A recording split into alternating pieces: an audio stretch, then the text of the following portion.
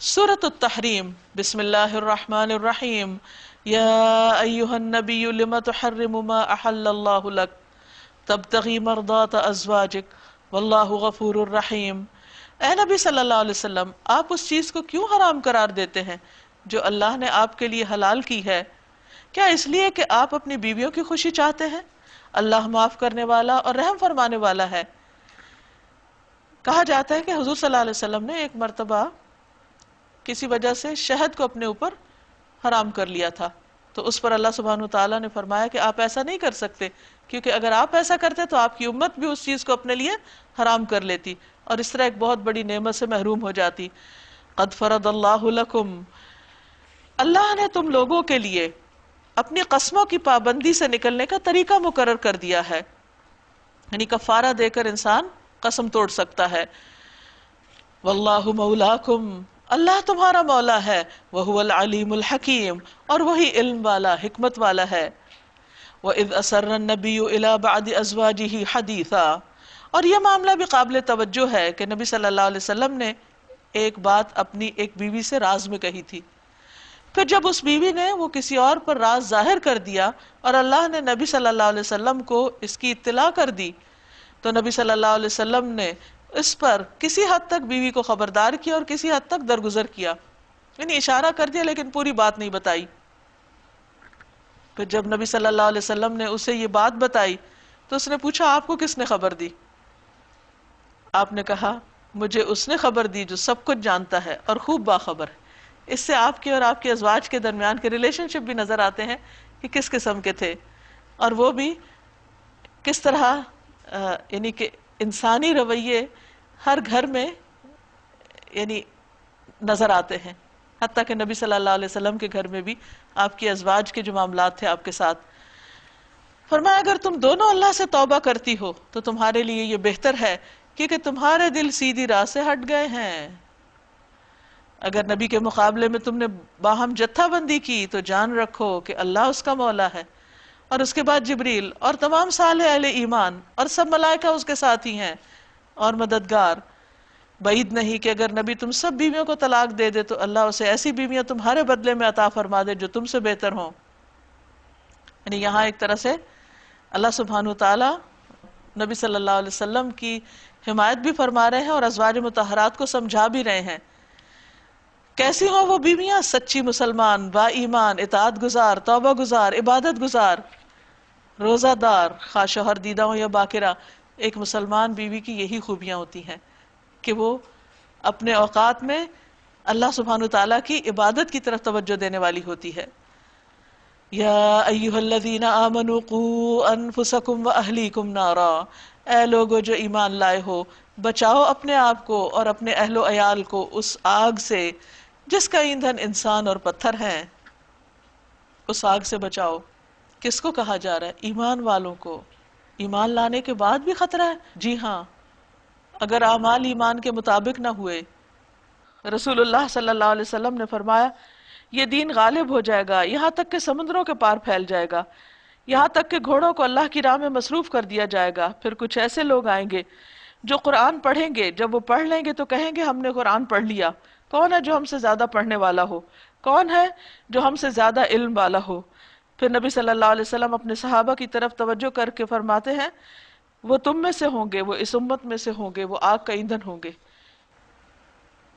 اور آگ بھی بہت سخت، جس میں انسان بطور ایندھن جل رہے ہوں گے اور اس کو اور بھڑکا رہے ہوں گے، اور پتھر ہوں گے، اور پتھر کی آگ بہت سخت آگ ہوتی جس سے بڑے بڑے انجن چلا لیے جاتے ہیں، جس پر نہایت تندخو اور سخت گیر فرشتے مقرر ہوں گے جو کبھی اللہ کے حکم کی نافرمانی نہیں کرتے۔ یعنی جہنم کی صرف آگ ہی نہیں، اس کے اوپر بہت سخت قسم کے فرشتے بھی مقرر ہیں جو جہنمیوں کے لیے اور زیادہ عذاب میں اضافے کا سبب بنیں گے جب وہ ان سے معاملہ کریں گے اور وہ ان پہ سختی کریں گے، اور جو حکم بھی انہیں دیا جاتا ہے اسے بجا لاتے ہیں، وہ کسی پر ترس نہیں کھاتے۔ اس وقت کہا جائے گا اے کافرو آج معذرتیں پیش نہ کرو، تمہیں تو ویسا ہی بدلہ دیا جا رہا ہے جیسے تم عمل کر رہے تھے۔ یعنی دنیا میں اگر تم انکار کر کے آئے تو یہاں اب اسی کی سزا بھگت رہے ہو۔ پھر فرمایا یا ایھا الذین آمنوا توبوا الی اللہ توبۃ نصوحا، اے لوگو جو ایمان لائے ہو اللہ سے توبہ کرو، خالص توبہ، یعنی اگر اپنے اہل و عیال کی تعلیم اور تربیت کے معاملے میں تم سے کوئی کمی ہو گئی ہے، کوتاہی ہو گئی ہے، تو اللہ سے معافی مانگو، پلٹ آؤ۔ بعید نہیں کہ اللہ تمہاری برائیاں تم سے دور کر دے اور تمہیں ایسی جنتوں میں داخل فرما دے جن کے نیچے نہریں بہ رہی ہوں گی۔ یہاں ایک امید دلائی گئی ہے کہ انسان زندگی میں اپنے اعمال کی اصلاح کر لے، اپنی کوتاہیوں سے واپس پلٹ آئے، اصلاح کرے، تو اللہ تعالیٰ بھی اس کے لیے بہترین راستے کھول دیتا ہے۔ یہ وہ دن ہوگا جب اللہ اپنے نبی کو اور ان لوگوں کو جو اس کے ساتھ ایمان لائے رسوا نہ کرے گا، ان کا نور ان کے آگے آگے اور ان کی دائیں جانب دوڑ رہا ہوگا، یعنی ان کی نیکیاں اور ان کے خیر اور بھلائی، ان کے ایمان کی روشنی ہر طرف پھیل رہی ہوگی۔ وہ کہہ رہے ہوں گے ربنا اتمم لنا نورنا واغفر لنا انک علی کل شیء قدیر، اے ہمارے رب ہمارا نور ہمارے لیے مکمل کر دے، ہم سے درگزر فرما، تو ہر چیز پر قدرت رکھتا ہے۔ یہ دعا اس وقت کیوں مانگیں گے؟ کیونکہ ان کے آس پاس منافقین کا نور ختم ہو جائے گا، جو ابتدا میں تھوڑا سا انہیں ملے گا، بعد میں ختم ہو جائے گا، تو پریشان ہو جائے گے کہ ہم سے بھی ہمارا نور نہ چلا جائے۔ پھر فرمایا یا ایھا النبی جاہد الکفار والمنافقین واغلظ علیہم، اے نبی صلی اللہ علیہ وسلم کفار اور منافقین سے جہاد کیجئے اور ان کے ساتھ سختی سے پیش آئیے۔ تو نبی صلی اللہ علیہ وسلم نے منافقین سے کبھی کوئی جنگ نہیں کی تھی، لیکن جب ان پر ساری حجت تمام کر دی گئی تو پھر ان کے ساتھ معاملہ آپ کا سخت ہو گیا۔ ان کا ٹھکانہ جہنم ہے اور وہ بہت برا ٹھکانہ ہے۔ اللہ کافروں کے معاملے میں نوح علیہ السلام اور لوط علیہ السلام کی بیویوں کو بطور مثال پیش کرتا ہے۔ وہ ہمارے دو نیک بندوں کی زوجیت میں تھیں، یعنی پیغمبروں کی بیویاں تھیں، مگر انہوں نے اپنے شوہروں سے خیانت کی، سچا ایمان نہیں لائیں، اور وہ اللہ کے مقابلے میں ان کی کچھ بھی مدد نہ کر سکے، ان کے کچھ کام نہ آ سکے۔ تو اس سے یہ پتہ چلتا ہے کہ چاہے خون کے رشتے ہوں یا ازواج ہوں، بیویاں ہوں یا سسرالی رشتے ہوں، اللہ کے ہاں ہر شخص الگ الگ کھڑا ہوگا۔ وہاں تعلق صرف وہی باقی رہے گا جو ایمان پر بیسڈ ہوگا۔ دونوں سے کہہ دیا گیا جاؤ آگ میں جانے والوں کے ساتھ تم بھی چلی جاؤ۔ یہ کس سے کہا جا رہا ہے؟ پیغمبروں کی بیویوں سے، کہ وہ اپنی بیویوں کو نہیں بچا سکے اگر انہوں نے خیانت کی، سیدھے راستے پہ نہیں چلی۔ اور اہل ایمان کے معاملے میں اللہ فرعون کی بیوی کی مثال پیش کرتا ہے۔ فرعون ظالم لیکن بیوی مسلمان، تو اللہ سبحانہ وتعالیٰ نے اس کو بچا لیا جب اس نے دعا کی، اور بہت ہی خوبصورت دعا، رب ابن لی عندک بیتا فی الجنہ، اے میرے رب میرے لیے اپنے ہاں جنت میں گھر بنا دے، ونجنی من فرعون وعملہ، مجھے فرعون اور اس کے عمل سے بچا، ونجنی من القوم الظالمین، اور ظالم قوم سے مجھے نجات دے، کیونکہ ان کے ایمان لانے کی وجہ سے حضرت آسیہ کے ان پر بہت زیادہ سختیاں کر دی گئی تھیں، ان کے ہاتھوں میں کیل ٹھکوا دیے گئے اور ان پر ساری جو زندگی کی نعمتیں تھیں وہ حرام کر دی گئی۔ تو اس وقت انہوں نے اللہ سے جنت میں گھر کی دعا کی کہ مجھے فرعون کا گھر نہیں، تیرے پاس جنت میں گھر چاہیے۔ اور عمران کی بیٹی مریم کی مثال دیتا ہے، جس نے اپنی شرمگاہ کی حفاظت کی، اپنی عزت و عصمت کی حفاظت کی، پھر ہم نے اس کے اندر اپنی طرف سے روح پھونک دی، اور اس نے اپنے رب کے ارشادات اور اس کی کتابوں کی تصدیق کی، اور وہ اطاعت گزار لوگوں میں سے تھی۔ یعنی مریم علیہ السلام کی یہاں خاص صفات ایک نوجوان لڑکی کے اعتبار سے بہت زبردست ہیں کہ انہوں نے کوئی بھی ایکسٹرا میرٹل ریلیشن شپ قائم نہیں کیے، ساری زندگی انہوں نے کسی مرد سے کوئی واسطہ نہیں رکھا۔ تو اللہ سبحانہ وتعالیٰ نے ان کے اس خوبصورت پاک دامن طرز زندگی کی وجہ سے ان کو چن لیا۔